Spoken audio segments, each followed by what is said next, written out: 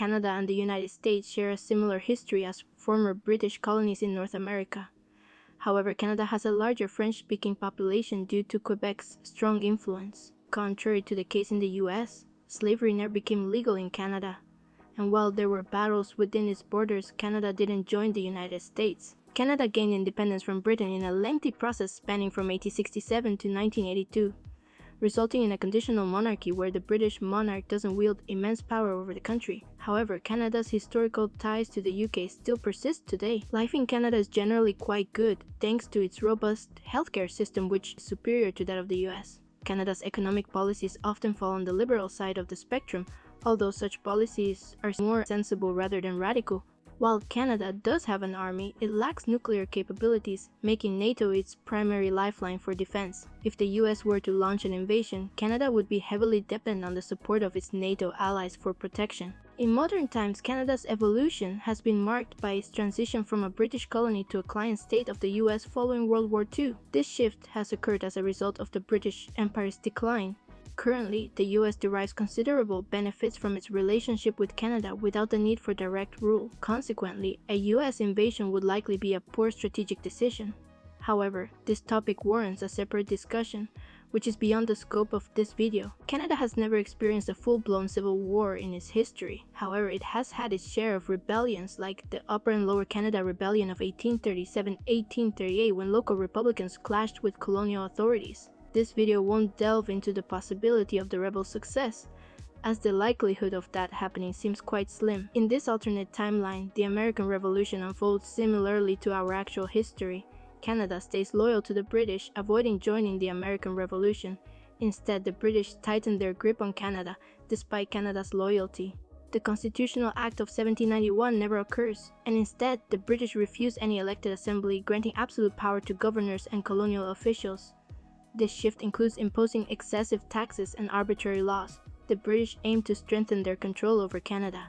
Despite Canada initially remaining a loyal colony, the British government becomes increasingly intolerant of non-Protestant faiths, threatening Catholic Church privileges. The British also disregard French civil law, fueling dissent among French Canadians, leading to their eventual participation in a Canadian Revolution. In this alternate timeline, the early 1800s see the British enact policies that further weaken Canada's economy, like discouraging trade with the US and selling land to British elites. Complicating matters, the Napoleonic Wars, beginning in 1803, divert British attention, potentially reducing troop presence in Canada. These factors collectively create more favorable conditions for a potential Canadian Revolution. The British intensify their neglect of Canada by imposing restrictions on trade, increasing tariffs, selling land to British elites, reducing military presence due to the Napoleonic Wars, and becoming increasingly hostile towards French Catholics. The absence of the Quebec Act of 1774 exacerbates tensions, with English settlers growing resentful of heavy taxes and the special treatment of British elites. Combined, these factors create a volatile situation that may precipitate a more substantial revolution in Canada. In this alternative timeline, from 1808 to 1815, Canada engages in a fierce struggle for independence against the British. The British Empire, deeply involved in the Napoleonic Wars, fails to adequately defend its colony.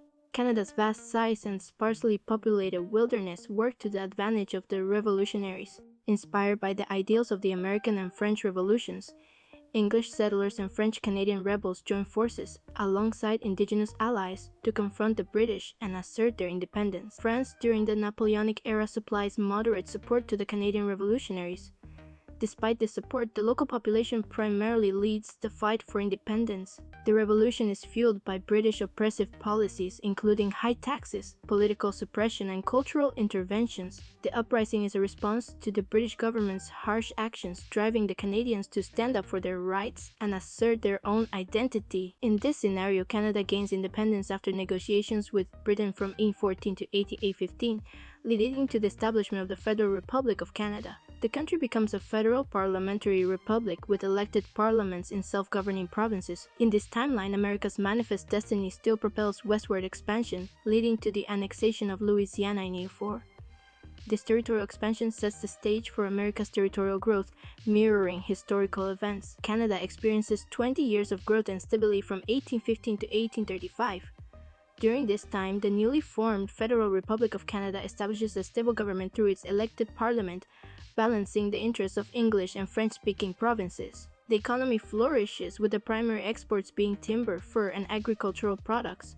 The development of canals and roads, such as the St. Lawrence Great Lakes route and early roads to the Upper Canada frontier, facilitates trade and transportation. In the 1830s, a conflict emerges as Canada claims the Oregon Territory by establishing forts and trading posts derived from British and French fur trade networks. Canada and the United States both assert their claims on the territory, which encompasses present-day Oregon, Idaho, and Washington. The disputed region becomes a point of contention and potential conflict between the two nations. In this timeline, the dispute over the Oregon Territory leads to a 3-year conflict between Canada and the United States, beginning in 1842. Canada emerges victorious due to a combination of factors. Canada's trained militias, a small professional army, and strategic fortifications strengthen its defenses. French-Canadian officers with European experience contribute to its military strength. Additionally, Canada's control of important waterways and its ability to capitalize on its local knowledge of the territory create challenges for US troops, who struggle with long supply lines and the hostile terrain. Canada gains naval dominance on the Columbia River during the 1840s conflict over the Oregon Territory. Towns are fortified and the Canadian military employs guerrilla tactics, including local militias who harass and disrupt US supply lines. By 1845, a peace treaty is signed resulting in Canada's retention of Oregon, Washington, and Idaho. In this peace settlement, Canada secures access to the northern Pacific coast and the Columbia River. The United States experiences frustration and humiliation due to the loss of Oregon Territory to Canada. Despite this setback, Manifest Destiny does not end. Instead, it diverts attention towards other territorial ambitions, particularly in southern regions. In this timeline, the Mexican-American War still unfolds, but Canada joins the conflict on the side of Mexico. Canada's motivation for joining the war is driven by a desire to block US access to Pacific ports, preserve a buffer state, and secure its trade routes and influence on the West Coast. The war begins with the United States attempting to annex Texas, prompting Mexico to seek support from neighboring Canada. Canada intervenes on behalf of Mexico during the Mexican-American War. Canadian troops move into northern Mexico to provide support to the Mexican army. The United States, overconfident in its chances, declares war but quickly finds itself facing a more challenging conflict as it confronts a two-front war. Canada plays a significant role by supplying trained officers, militia reinforcements, and logistical support to Mexico. This assistance helps the Mexican army resist the US forces. The US is overextended in its southern campaigns, while also facing a threat along the northern border. Ultimately, the United States is defeated. In the aftermath of the Mexican-American War, Canada experiences a period of confidence and unity, with its federal parliamentary republic solidifying and the central government strengthening. This period from 1848 to 1861, spanning 13 years, brings prosperity to Canada. Significant developments occur during this time, including the construction of transcontinental railways, canal expansions, and port development on both the Atlantic and Pacific coast. The formation of a professional standing army is initiated as a precautionary measure. In the 1850s, Canada imports modern artillery, reflecting a strong desire to prevent future threats from the United States. In this timeline, the United States faces instability after losing the Mexican-American War. Americans feel humiliated, resentful, and uncertain about the future, with slavery still a controversial topic. While the North industrializes, it lags behind Canada in development. The California gold rush occurs in Mexico rather than the United States. Here, even without westward expansion, significant events related to slavery still unfold, though with less intensity than in real history. Events such as Fugitive Slave Act equivalents, political violence in certain regions, and the rise of an abolitionist movement shaped the landscape differently. The American Civil War still transpires, but its intensity is diminished due to the absence of westward expansion. The states that secede from the Union primarily include South Carolina, Mississippi, Alabama, and Georgia. The conflict lasts for 2 years. Despite being weaker, the Union emerges victorious due to fewer rebellious states, no southern foreign aid, and a smaller geographical area. Following the Civil War, the United States in this timeline adopts a non-interventionist policy, becoming less inclined to expansionist ambitions. In this alternate history, Canada assumes a proactive role in World War I, joining the war effort earlier than in real life. Instead of waiting until 1917, as the United States did historically, Canada decides to enter the conflict in 1915. This early involvement is driven by the German Empire's intensified U-boat campaign. The decision to join the war sparks a prolonged debate within Parliament, with public opinion gradually shifting over several months, leading to Canada's entry into World War I in late 1915. This earlier participation by Canada has significant implications for the war's progression. Canada's independent status since 1815, coupled with control over Oregon, Washington, and Alaska acquired in 1867, has contributed to a dominant economy and significant Pacific power status. Furthermore, because of earlier industrialization, Canada is an attractive destination for immigration, leading to a population of approximately 25 million, comparable to that of France. This scenario represents a marked difference from our timeline, where Canada's population in 1915 was only 8 million. In this alternate timeline, Canada's early entry into World War I in 1915 has far-reaching implications.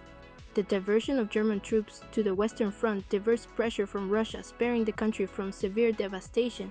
The February Revolution and the proclamation of a Russian Republic still occur in 1917. However, the dominance of the Menshevik faction results in a different outcome.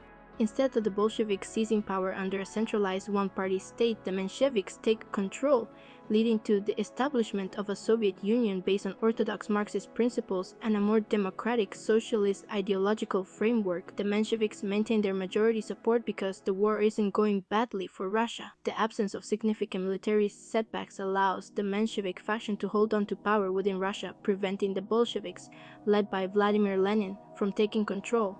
The Mensheviks' support for the war effort, in contrast to the Bolsheviks' anti-war stance, reinforces their position and enables them to maintain their dominant role within the Russian political landscape. In this alternate timeline, the Central Powers lose World War I, and World War II occurs, but the course of these events is different compared to our own history. Adolf Hitler still assumes power in Europe, leading to an Allied victory in World War II.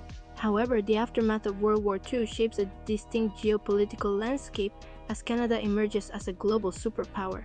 The detailed implications of this scenario, including the consequences of the Menshevik victory in Russia, warrant a separate discussion and will be explored in a future video. Thank you for watching, and I appreciate your support. If you'd like to see a part 2 on Canada becoming a superpower, be sure to let me know. Don't forget to like, comment, and subscribe. Peace!